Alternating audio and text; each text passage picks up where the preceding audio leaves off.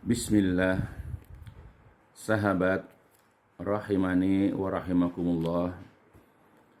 Semoga Allah senantiasa merahmatiku dan juga merahmati kalian.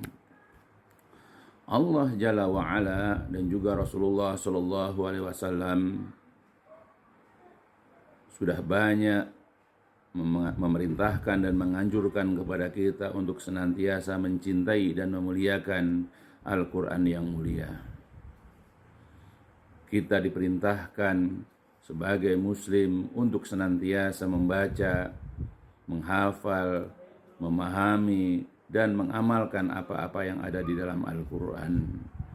Bahkan Rasulullah pernah mengabarkan kepada kita pujian atau sanjungan kepada orang-orang tersebut sebagai ahlul Quran, dan mereka adalah juga ahlullah, yaitu sebagai keluarga Allah.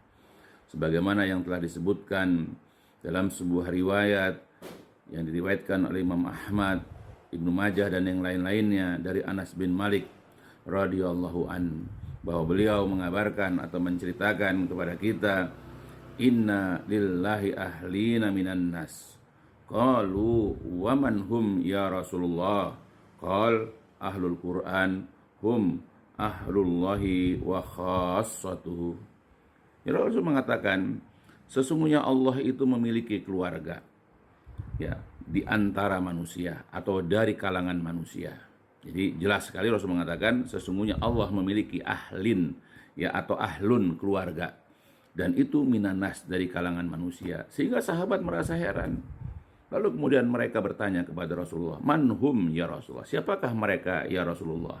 Siapa ya dikatakan keluarga Allah? Kemudian beliau menjawab, beliau menjelaskan, ya, mereka itu adalah ahlul Quran, mereka adalah ahli Quran. Ya, ahlul Quran, mereka adalah ahlul Quran, hum ahlullah, mereka itu adalah keluarganya Allah, wa khassatuhu, dan orang-orang istimewa, orang-orang pilihannya Allah Jalla wa Ala. Nah itu. Di Rasul jelas sekali mengatakan bahwa dari kalangan manusia ini Allah memiliki keluarga dan mereka itu adalah ahli Quran. Ahli Quran itu adalah merupakan keluarganya Allah, bahkan orang-orang pilihan, orang-orang istimewanya daripada Allah Subhanahu wa Ta'ala.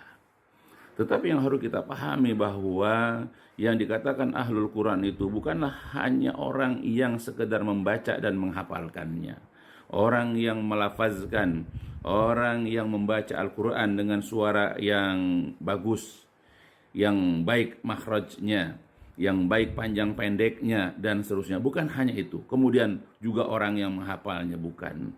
Tetapi yang dikatakan sebagai ya ahlu Quran itu adalah orang-orang yang mereka itu membacanya, bahkan kalau dia juga menghafalnya. Kemudian orang ini berusaha memahaminya. Dia belajar tentang isi kandungan ayat-ayat Al-Quran dari orang-orang yang ahli dalam bidangnya. Apalagi dia kalau sudah memiliki alatnya, dia belajar dalam banyak kitab tafsir.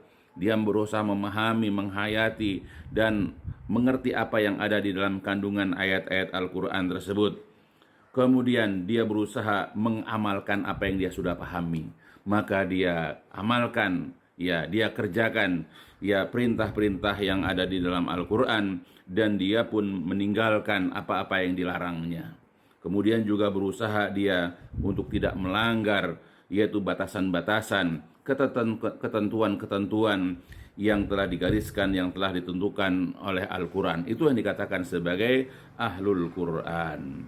Dan ini juga sebagai bentuk pujian dari Nabi, bukan sekedar dia ahlu Quran, tapi juga sebagai ahlullah, sebagai keluarganya Allah, dan juga merupakan orang-orang dari pilihan Allah Subhanahu wa Ta'ala, dan mereka adalah orang-orang yang istimewa, orang-orang yang khusus, dan orang-orang pilihan ya dari Allah. Maka kita sebagai seorang muslim, usahakanlah jangan hanya sekedar membaca, menghafal, tapi juga kita tingkatkan dengan kita berusaha memahami apa-apa yang ada di dalam Al-Quran, ya, dengan pemahaman yang benar, ya, bukan sekedar mengikuti hawa nafsu, bukan sekedar memahami dari akal logika kita.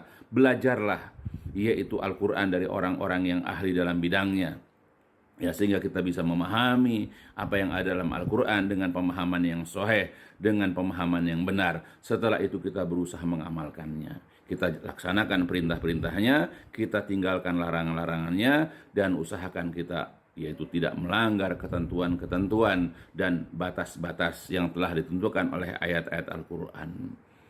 Ya, samping itu juga kita tidak boleh menjadikan ayat-ayat Al-Quran ini sebagai bahan olok-olok, senda gurau, sesuatu yang diabaikan, ya sesuatu yang diremehkan. Jangan.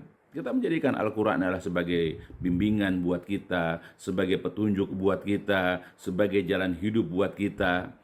Di samping ya, hadis-hadis Nabi untuk menjelaskan apa yang ada di dalam Al-Quran, maka Al-Quran ini adalah merupakan yaitu ya pondasi yang paling utama bagi kita di dalam yaitu menjalani agama kita.